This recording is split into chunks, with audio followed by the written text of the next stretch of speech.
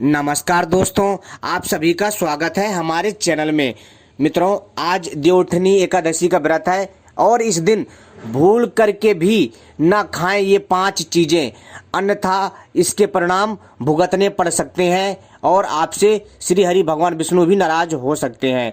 तो दोस्तों चलिए हम बताते हैं ऐसी कौन सी 5 चीजें हैं जिनका सेवन हमें नहीं करना है, और ये भी बताएंगे ऐसे कौन से 4 काम हैं जिन्हें नहीं करना चाहिए, इससे हमें दुष्परिणाम झेलने पड़ सकते हैं। तो चलिए हम बताते हैं अपनी इस वीडियो में कि आपको वो 5 चीजें कौन सी नहीं खानी है और वो 4 काम ऐसे कौन से हैं जिनको नहीं करना। अगर ऐसा करते हैं तो दोस्तों जो है परिणाम बहुत गंभीर भुगतने पड़ सकते हैं। साथ ही साथ इसके आपको दुष्परिणाम देखने को मिलेंगे, साथ ही साथ आपके साथ हानि भी हो सकती है। तो दोस्तों इसी हानि को रोकने के लिए और आपको सही जानकारी देने के लिए हम इस दिव्य जानकारी को लेकर के आए हैं। इस वीडियो को पूरा और आखिरी तक देखिएगा दोस्तों।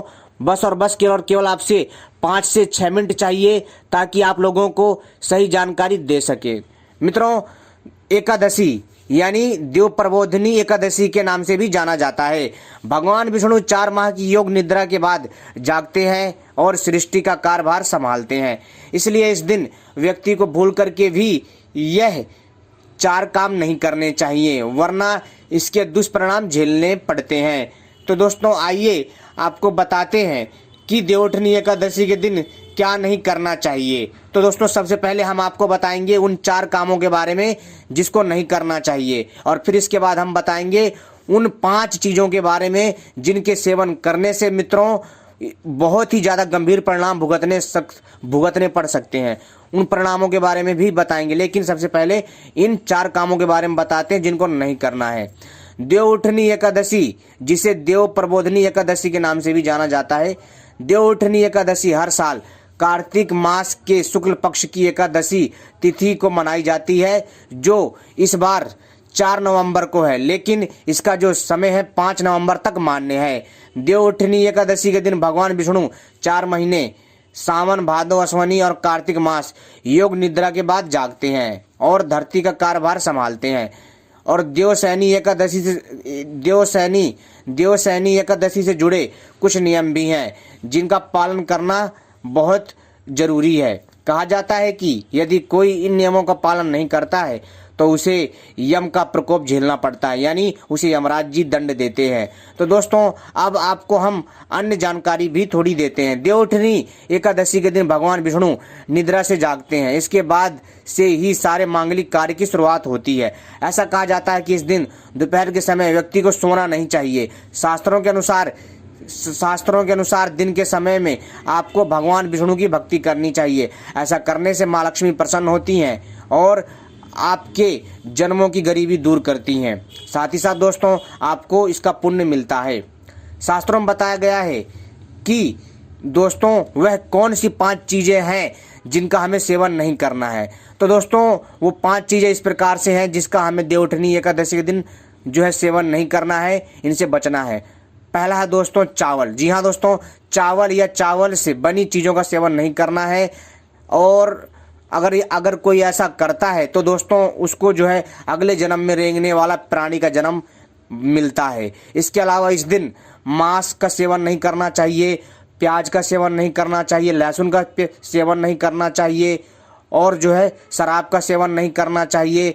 इसके साथ ही साथ दोस्तों झूठ नहीं बोलना है। तो दोस्तों इन चीज़ों को नहीं खाना है। जी हाँ दोस्तों, बस इस बात का ध्यान रखें कि इस दिन किसी भी तरह का कोई नशा आदि भी ना करें। इससे दोस्तों क्या होगा कि अगर आप ऐसा करते हैं तो दोस्तों भगवान विष्णु आपसे नाराज होंगे, और आपके घर में यदि कोई ऐसा करता है तो आपका देवउठनी एकादशी का व्रत करने का कोई फायदा नहीं होगा। देवउठनी एकादशी के दिन किसी के लिए भी, जी हाँ दोस्तों, देवउठनी एकादशी के दिन किसी के भी लिए अपने मन में बुरे विचार ना लाएं। साथ ही इस दिन किसी की बुराई भी नहीं करनी चाहिए। इस दिन अपने मन में सिर्फ और सिर्फ भगवान के प्रति आस्था और भक्ति का भाव रखना चाहिए, तब जाकर आपकी पूजा सार्थक होगी। समझे दोस्तों। देवउठनी एकादशी के दिन भगवान विष्णु सृष्टि का कार्यभार संभालते हैं, इस दिन तुलसी के पत्ते नहीं तोड़ने चाहिए। दरअसल तुलसी भगवान विष्णु को अत्यंत प्रिय है। यदि कोई व्यक्ति इस दिन तुलसी के पत्ते तोड़ता है तो उससे विष्णु जी नाराज हो जाते हैं। लेकिन दोस्तों, यदि तुलसी की पत्ती अपने आप टूट के गिर जाती है तब आप उसका उपयोग कर सकते हैं। ठीक है, इस चीज़ का भी ध्यान रखिएगा। दोस्तों, इसमें हमने बताया कि आपको वो 5 चीज़ें कौन सी हैं जिसका सेवन नहीं करना है, जिसके सेवन करने से दोस्तों आपका पूरा समय खराब हो सकता है और आप पाप के भागीदार बन सकते हैं। तो दोस्तों, मैंने बताया जैसे चावल और जो है लहसुन, प्याज, शराब और मंदिर आदि का सेवन नहीं करना है। ठीक है दोस्तों, ये 5 चीज़ें इनका सेवन नहीं करना है। और दोस्तों, ये चीज़ें सेवन करने से आपका व्रत भंग होता है। एकादशी का जो पावन पवित्र समय होता है इसमें अच्छा नहीं माना जाता और इसे पाप की दृष्टि से देखा जाता है, तो इसलिए ऐसा ना करें। ठीक है, और वो चार काम कौन से थे जिनको नहीं करना, वो भी मैंने बताया अपनी इस वीडियो में।